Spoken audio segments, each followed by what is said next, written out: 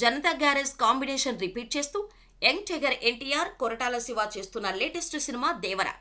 2 భాగాలుగా తెరకెక్కుతున్న ఈ సినిమా కోసం ఫ్యాన్స్తో పాటు ఆడియన్స్ కూడా ఎంతో ఆసక్తిగా ఎదురుచూస్తున్నారు.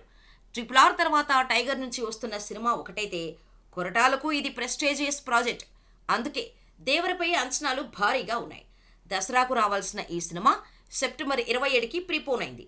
కల్కి తర్వాత టాలీవుడ్ నుంచి వస్తున్న పెద్ద పాన్ ఇండియా సినిమా ఇదే.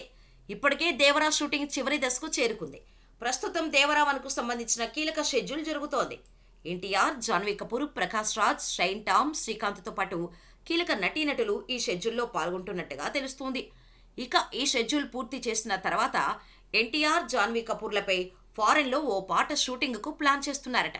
ఇక్కడితో దేవర పార్ట్ 1 షూటింగ్ కంప్లీట్ కానుందని సమాచారం. జూలై నెలలో షూటింగ్ పూర్తి చేయాలని అనుకున్నప్పటికీ ఆగస్టు 1 లేదా 2వ వారానికి దేవర షూటింగ్కు గుమ్మడికాయ కొట్టేయనున్నారట.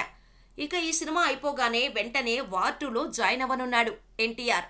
ఇప్పటికే వార్ 2లో హృతిక్ రోషన్తో కలిసి కీలక షెడ్యూల్ పూర్తి చేశాడు. ఆ తర్వాత ప్రశాంత్ నీల్ సినిమాపై ఫోకస్ చేయనున్నాడు. ఈలోపు నీల్ సలార్ 2 కంప్లీట్ చేసేలా ప్లాన్ చేసుకుంటున్నాడు.